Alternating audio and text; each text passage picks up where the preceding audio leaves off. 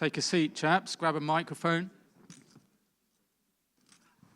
First of all, let's do some introductions. Nico, would you like to introduce yourselves?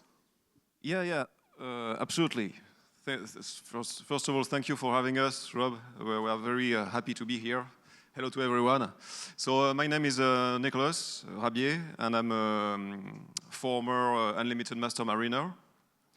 And I've moved ashore as a class surveyor, insurance surveyor as well. And I have been managing yachts for many years. And now, since the last 5 years, I'm back to surveying and representing multiple flags and doing flag and yacht surveys. Yeah. Vince?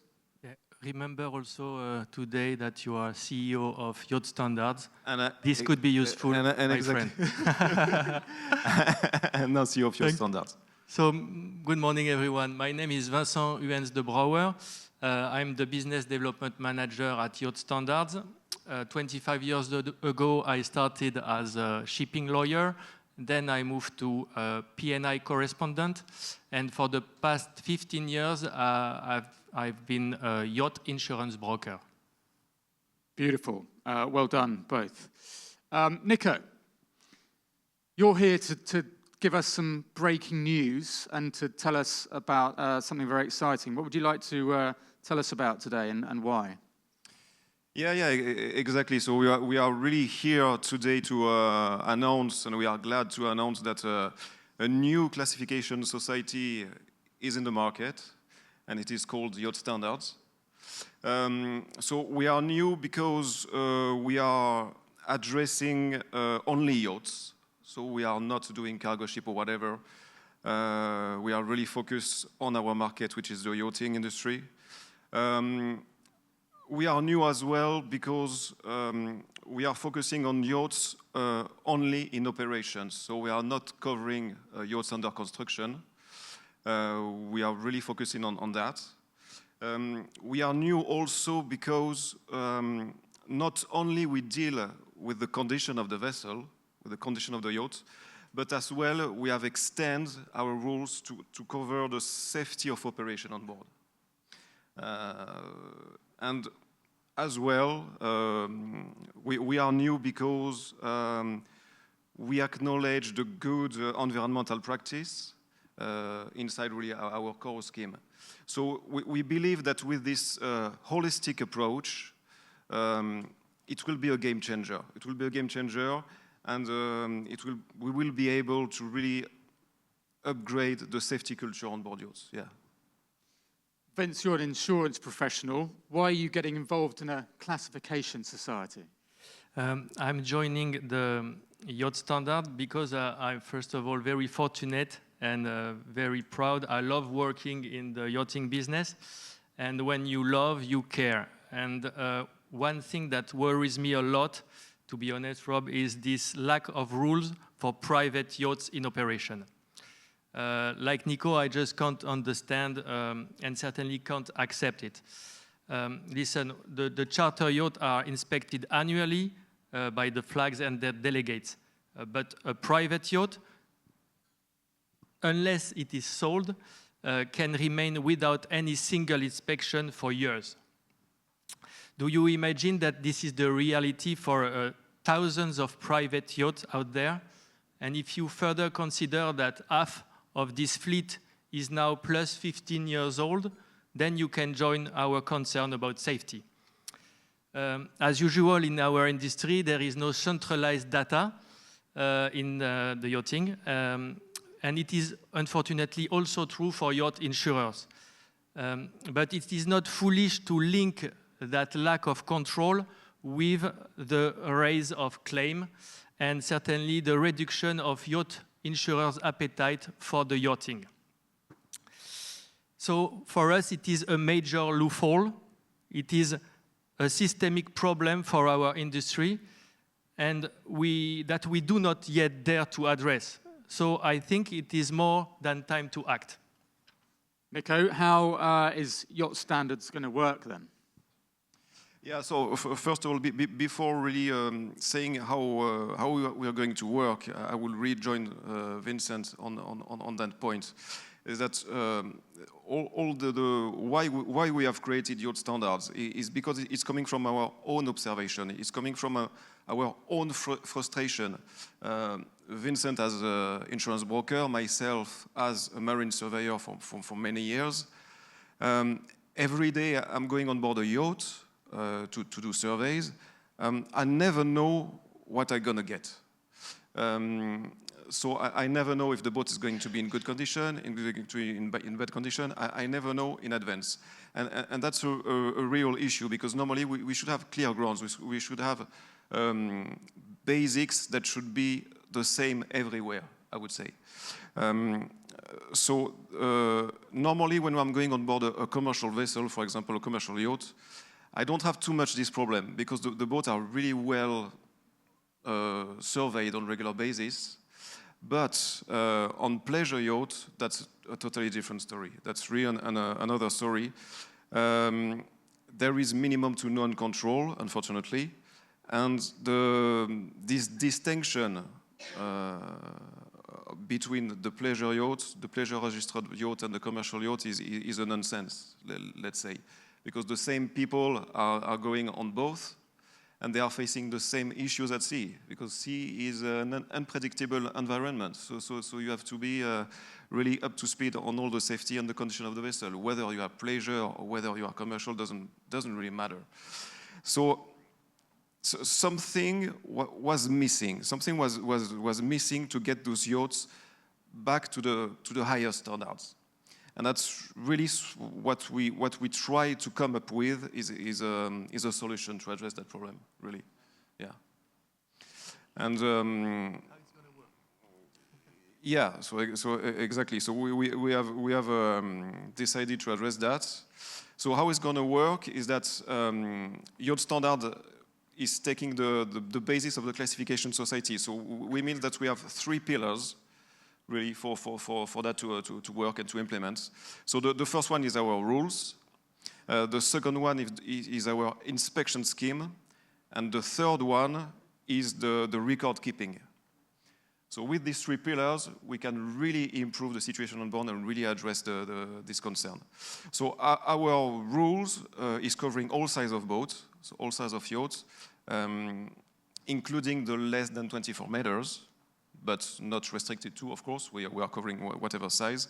But having opened our rules really to the less than 24 meters, with that, we can address chase boats, we can address big tenders, which are more and more popular now, and they are in need of this classification scheme. And also very, very nice yachts, less than 24 meters, like Sunreef or whatever. The value of the yachting industry is totally different now. The small, you can have small yachts, 20 meter, 18 meter, that were worth now millions, which was not the case 10 years ago. So nowadays we are facing really valuable yachts with a lot of equipment on board on smaller size. So our rules are very practical, are pragmatic in the way of approach.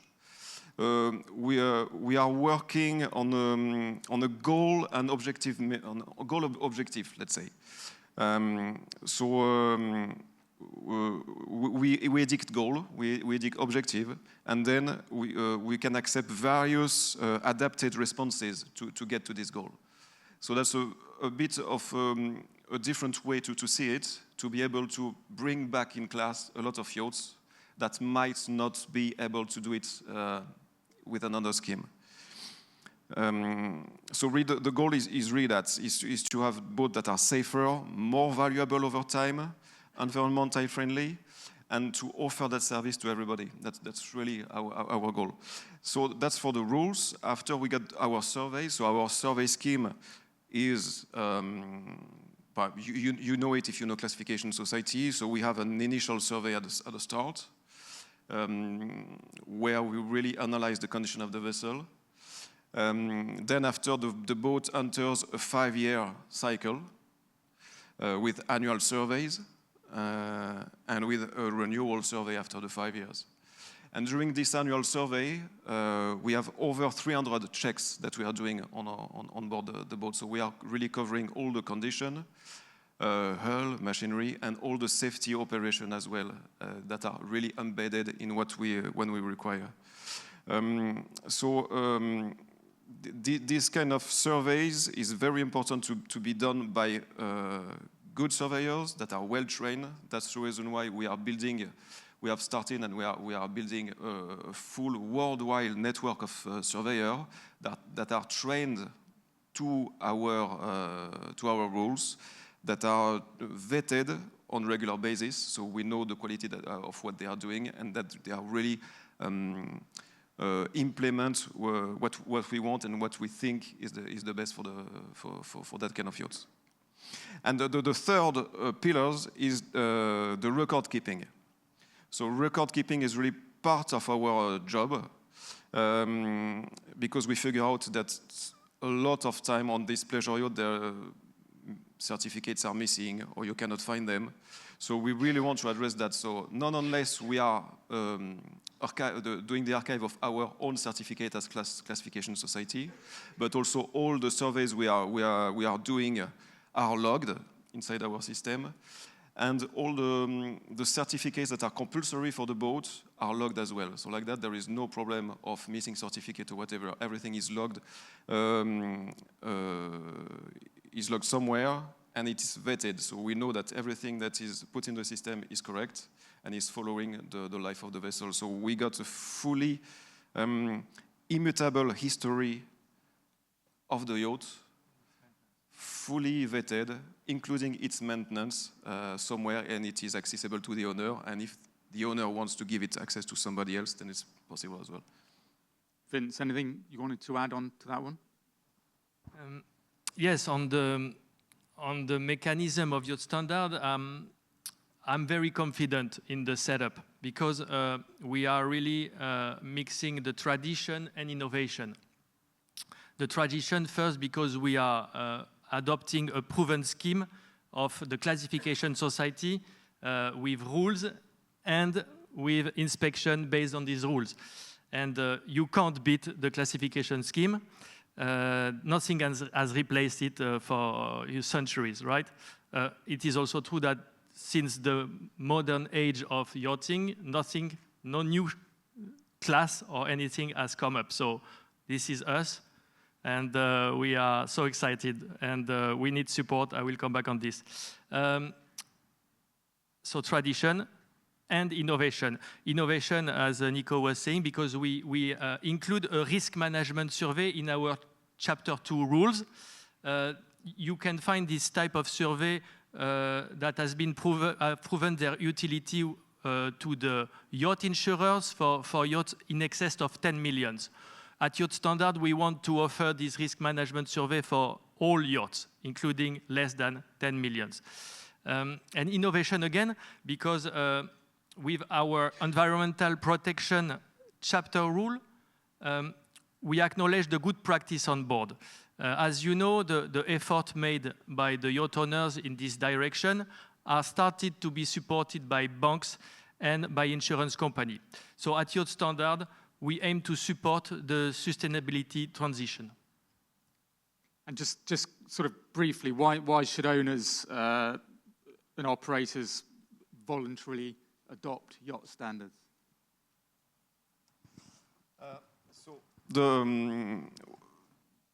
First, yeah, the problem is that for yachts not being classed. So the problem with yachts that are not being classed is that there is no mandatory requirement. So condition might not be as expected, and the only revealer where you can really spot that is during a pre-purchase survey. So when the yacht is not classed, you don't have really follow-up. Everybody seems to think or thinks that the boat is in immaculate or perfect condition. And during a pre-purchase survey, when you are changing hands to one owner to another, suddenly a marine surveyor, totally third-party, independent, come into the game, and he issues a defect list on 100 points, and nobody understands why. And the lawyers are asking for certificates to be able to transfer the ownership, and nobody knows where they are. And that stuff is happening. The boat is running perfectly until it doesn't run or until it is sold, and then all these problems are raising up. So that's the reason why at Yacht Standards we really want to help to avoid that. So we want to address standards with our rules. We want to verify the effectiveness of implementation on board, and we want to track history. That's really what is important. And it's exactly the same for the underwriters and the financiers. All parties must know the condition of the underlying assets that they are working with. Doesn't matter if it's for insurance or for financing. It's a very important part of their job as well. So now, why adopt Yacht Standards, right? Yeah. That's what you ask. Yeah. So I would say to the owner, really, because you deserve it. That's very simple. You deserve preserving the value of your asset. You deserve top safety on board for you, for your family. You deserve an eco-friendly yacht. And that's really what we provide. That's what we provide. We provide a clear scheme to provide what you deserve. Very simply. That's for the owner of the yacht. Now, to the yacht brokers, I think we have a very important message, because for all the yacht brokers, we really simplify the closing in a tremendous way. Because we centralize all the needed information, and we know that the condition of the boat will be okay. So during a deal, it's extremely important to have that view, to know that you can rely on a third party that have all the information fully vetted, that you can release very quickly, and that you will not end up during the pre-purchase survey with multiple defects. You always have, because that's the way yachts are, but you will have less, so less bargaining during parties. And it will reassure everybody, and the deal will be much more smoother. That's for sure. And for the stakeholders, so what I call the stakeholders would be the financiers and the underwriters. With yachts under Yacht Standard class, you really have a tool to manage your risk. So it's changing the game for them. You really have a tool to manage your risk, and you can really, I think we enhance the decision making for them. They really know what they're going to finance or insure, definitely. So the market will be clearer, will be safer, and easier to address. Yeah. Let's do some questions quickly. Top one here on Slido. Can you explain the process of applying for YS class and whether flag states recognize you? The way class are built, they got two missions. The first mission is setting rules and implementing them. That's the original mission of the classification society.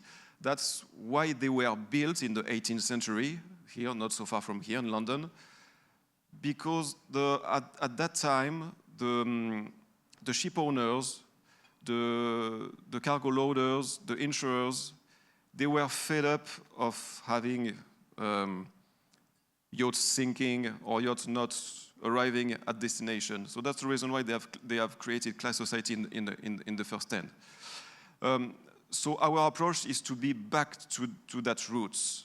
Is really to address the original mission of the classification society, which is really to give them all the market and obviously the owner of the yachts a real decent view of his assets and mitigating the risk with our rules and an implementation on board.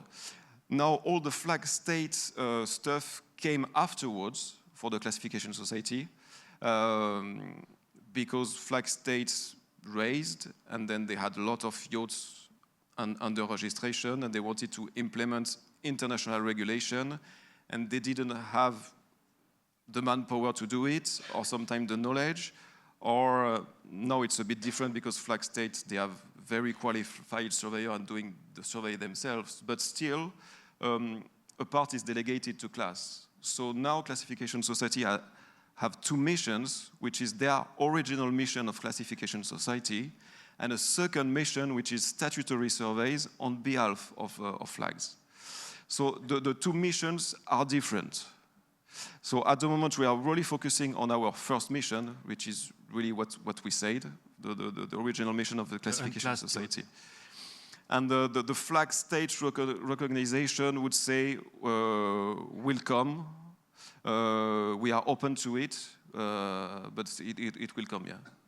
Okay, let's do one more. If, as you say, private yachts are not as safe, what data do you have to back this up? So that's a good question because that's not what I said. I didn't say that the private yachts are not safe. We cannot do do a generalization of that. I know very good private yachts that are immaculate and they are unbelievable, and even very older yachts. So we cannot say that the private yachts at large are not safe. That's not what we can say. What we can say is that generally the private yacht have less control than the commercial yacht. So sometimes it's not a problem and people can really address that by themselves, and sometimes it's not. Because when you are working on board a boat, first the crew is passing by. You got one crew and then another one. So it's difficult to have history, to have tracks, and over time, that's impacting the condition of the vessel in any way. And in terms of safety, yes, when you're on board a pleasure yacht and nobody is checking that you are doing drills or that your safety equipment is okay, you have so many stuff to do on board that you tend to say, oh, it's not so important, maybe I should focus on something else. And at the end of the day, yes, it's impacting. You don't see it until you see it, and when you see it, it's too late. So it's not general. It's not general. Okay, we've got time for one more quick answer. Isn't the problem with culture on private yachts an issue of management, either in-house by owner or poor management, rather than classification? I don't see it as a problem of management or classification. The missions are totally different. The management company and the classification society are not doing the same job at all, and are not overlapping. They are working together for the same goal, really. You cannot have a nice yacht without a classification society and without a management company.